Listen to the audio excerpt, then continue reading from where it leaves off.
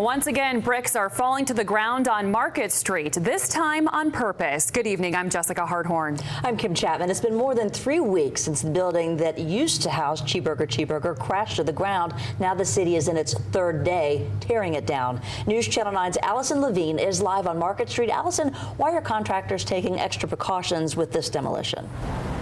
Kim, rain cut out an important step for contractors this afternoon. They were wetting down this material with garden hoses all day long, and that was to cut down on the spread of a very dangerous particle.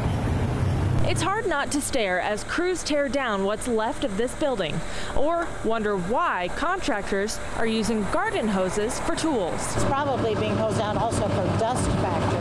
Bob Colby at the Hamilton County Air Pollution Control Bureau says this dust is definitely a nuisance, but it's the particles inside that have him worried. Asbestos, of course, is a hazardous material. And even though pedestrians like Cass Fowler aren't concerned, I think it takes a lot longer exposure to asbestos to really, have it affect you in that manner. Colby explains why that's not the case.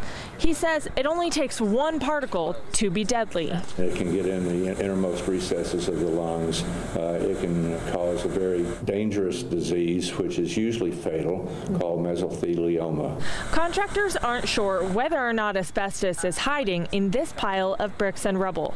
That's because, as a result of the dangerous condition of the partially collapsed building, no one could really get in there safely. Erring on the side of caution, we instructed the demolition contractor to treat all the material as if it contained asbestos. Today, that means dousing dust with garden hoses. It's just taking precautions to make sure that there's not a release of potentially harmful material. And when it comes to removing this eyesore from the heart of downtown Chattanooga, it will be placed in a landfill and covered up by the landfill operator in accordance with state and federal laws.